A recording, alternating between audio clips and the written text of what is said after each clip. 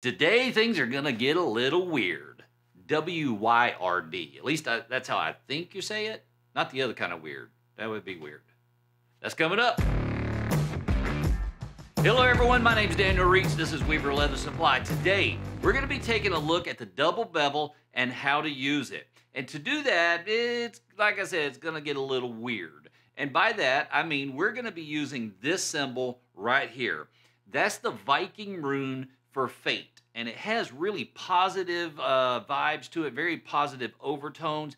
You could compare it to like good fortune kind of thing. At least that's my understanding. I could easily be wrong about that, but the limited research on it that I did says it's basically fate, good fortune kind of thing. And we're going to use that to look at a double bevel and how we can use it to really open up the cuts that we do when we're working with straight lines. It's a little more challenging when it comes to curves, but that's what we're going to take a look at today. So before we go too much further, this rune, if we could put it back up on screen, there we go, thank you.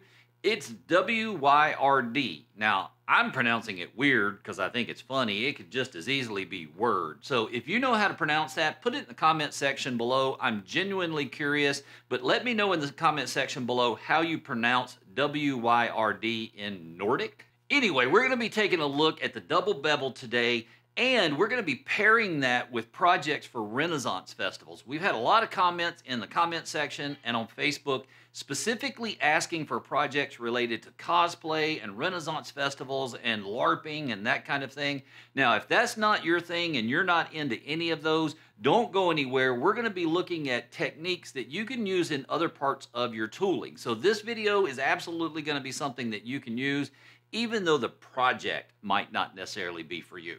Now, if you're wanting to make your own gear for Renaissance festivals or LARPing or cosplay or anything like that, one of the easiest places you can start to make something that's going to be totally usable is going to be pouches, whether it's the big boxy ones that are really nice and sturdy and have a lot of structure to them, or something simple like a coin purse. Now, this is not going to take you very long. I think it took me right around 2.5 hours to make this. You can totally do this. Even if you're a beginner, you can do this. Now, we're not just going to be taking a round piece of leather and running some lacing through it and cinching it down tight. You could totally do that. We want to add a little bit of tooling and some style to it. And that's where that weird Nordic symbol for fate comes into play.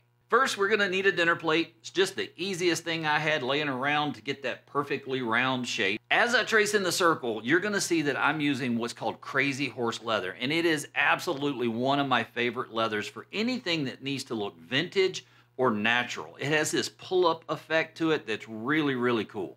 Once we got it traced in, go ahead and grab a blade or shears and cut out that circle. Mine's going to be 11.5 inches.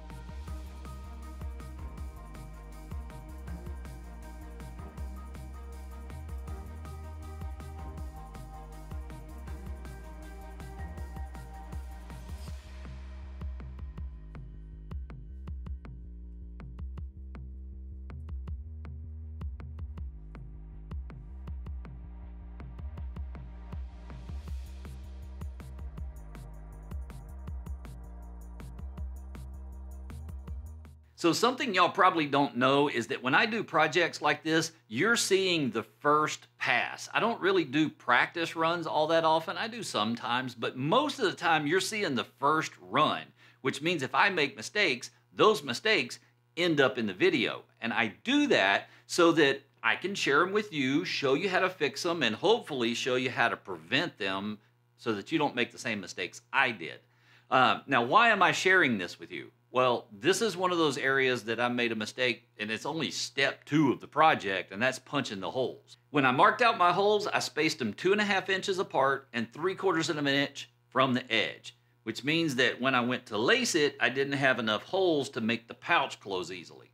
Now, I fixed it later in the project, but if you're following along, go ahead and make those holes, space them out 1.25 inches. That's going to work a lot better for you. Now, you might be wondering, why did I use two wing dividers instead of just using one and tracing a line around the outside of that circle.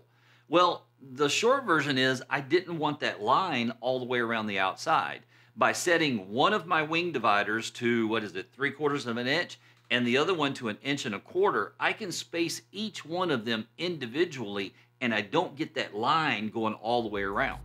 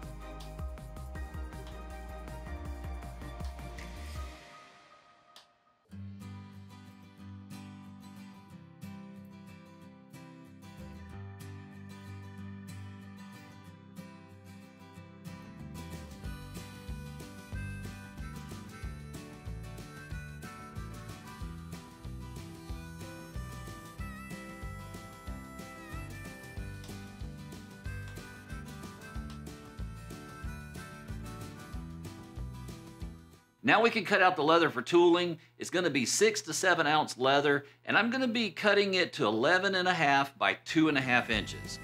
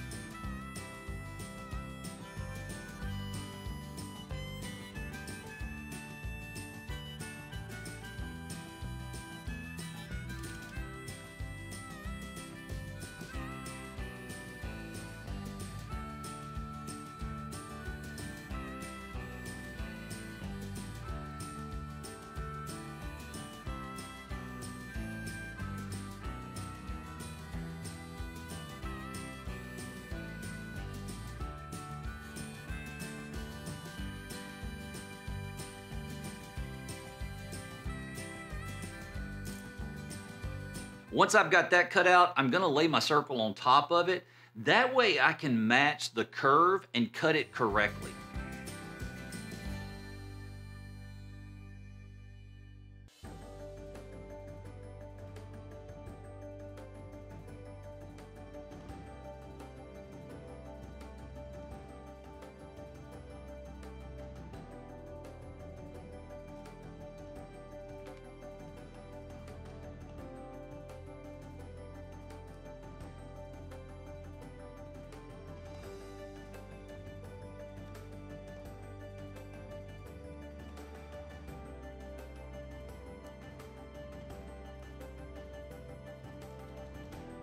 With that done, we're ready to move on to the prep steps. Case it, tape it, trace it, mark the tooling window.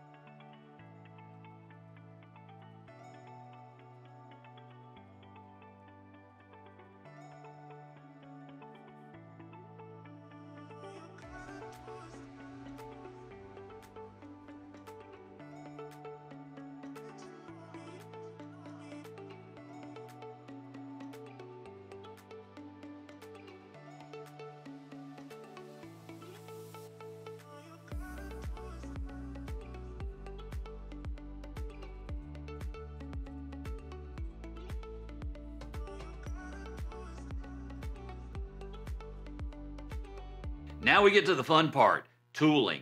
And just like 99% of the time, we're going to start by cutting it in. The key, as always, is nice, long pull strokes. We're not chopping our way through the cuts. This pattern's got a lot of intersecting lines, and just like always, we want to make sure that those cuts do not intersect.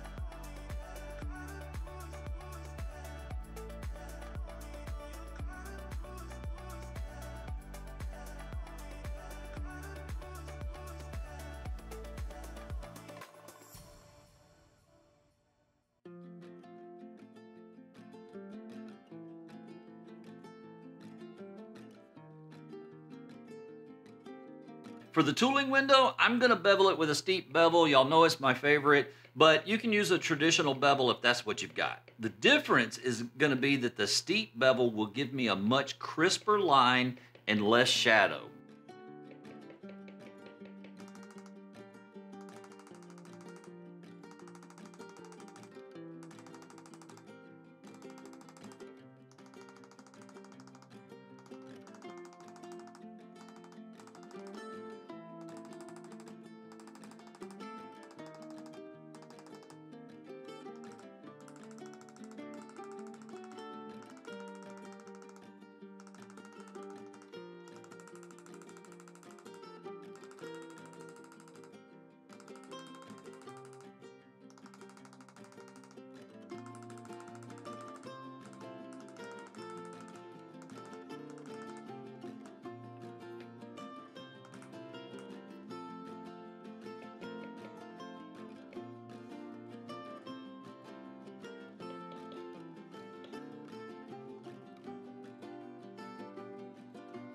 Once the tooling window's done, we're ready to grab our double bevel. Now, if you don't have one, obviously you can get one from Weaver. They have a fantastic one there, but really, any of the double bevels will work. Essentially, a double bevel is a wedge. It's gonna bevel both sides of the line at the same time.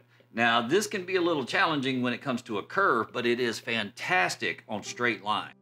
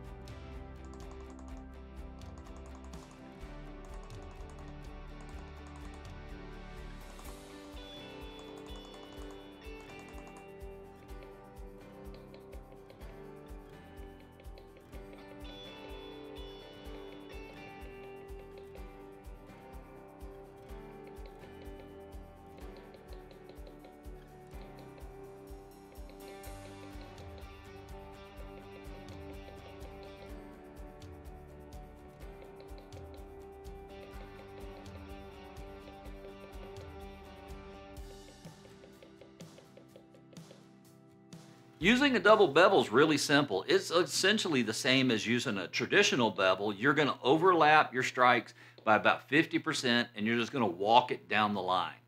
Once we've got that done, we can add a little bit of texture to the background. And to do that, I'm going to be using this backgrounding texture tool. It has kind of a stony look to it.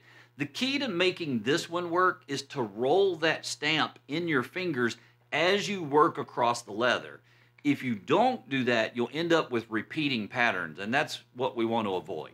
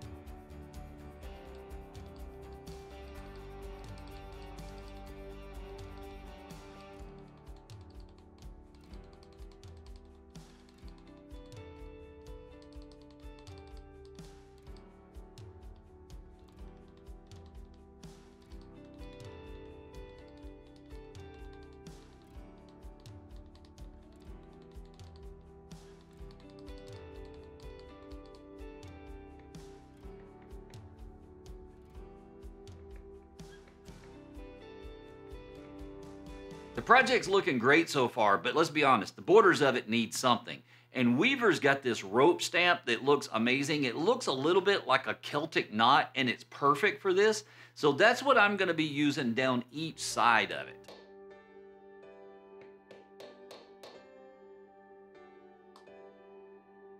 I'm just going to be using the tooling window as my straight edge and then butting up the end of each stamp so that they match up.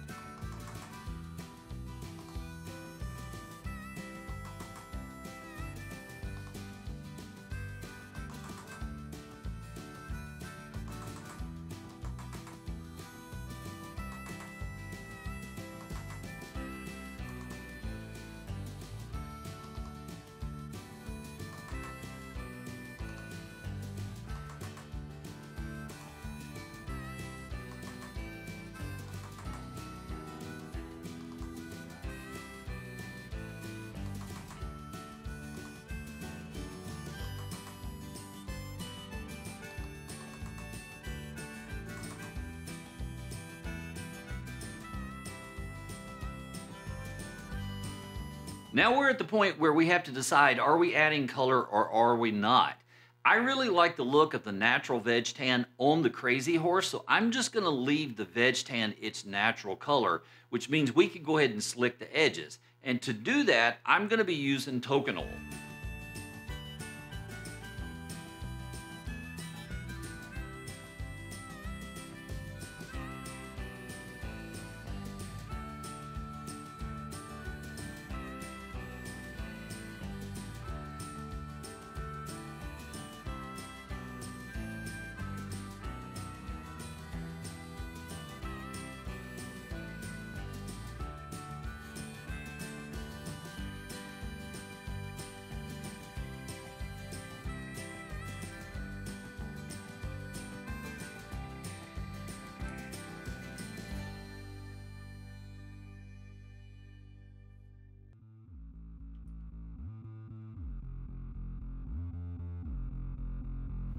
Once we've slicked the edges, we can go ahead and seal it. And I'm going to use Pro Resist because I really don't want the antique to tint the leather. Now, if you use tan coat, that little bit of tint that gets into the leather would look really good. But for this project, I wanted to resist all of the tinting and I wanted the antique just to settle down in the cuts.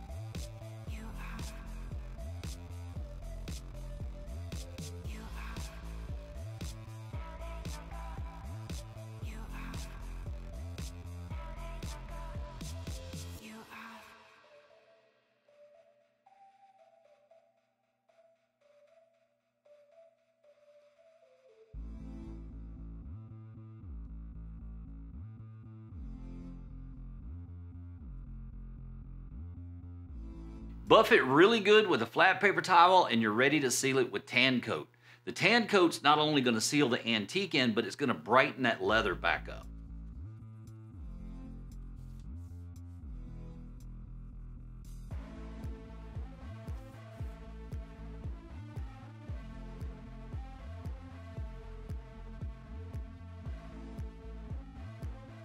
The next big step is going to be to stitch the veg tan leather to the Crazy Horse. And to do that, I'm going to use the Leather Crafter cement to lock it in place. Now, I'm going to go really light on the glue. I'm going to run it right down the center and a little bit on each end. And the reason I'm doing that is I don't want that glue to squish out from under the veg tan and get on the Crazy Horse, because that's essentially going to ruin the texture. And we want to avoid that.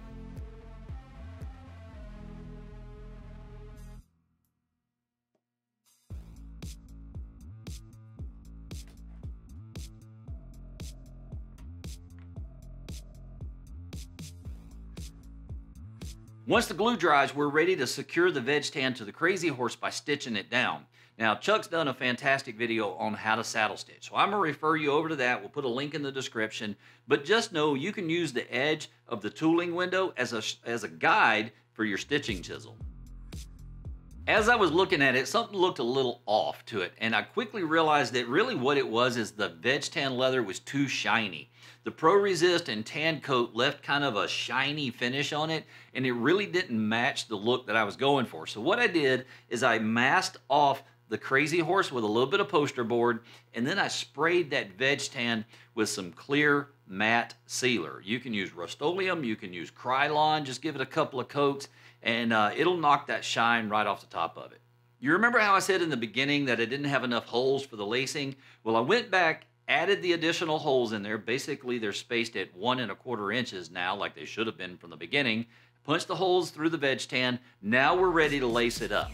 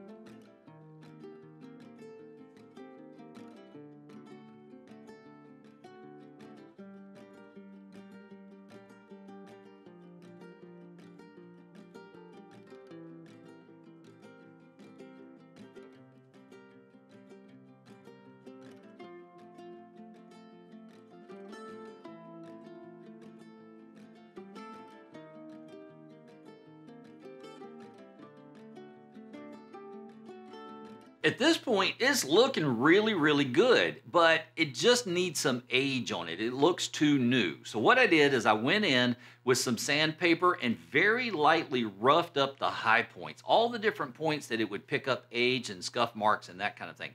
I'm using 400 and 150 grit sandpaper, and just a really light touch is all it takes.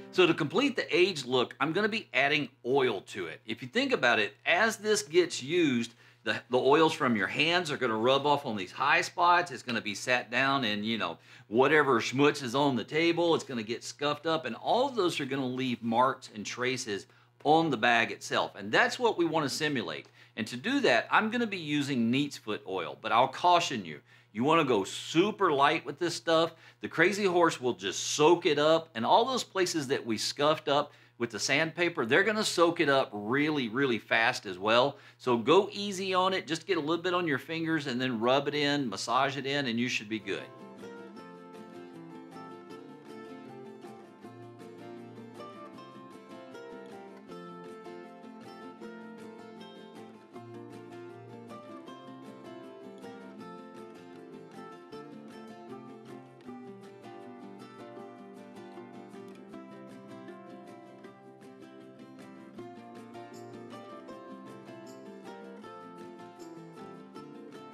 With about 2 hours of work, we have got a really cool pouch that we can use at the next Renaissance Festival. That'll do it for this video. I will see you in the next one. In the meantime, go make something amazing.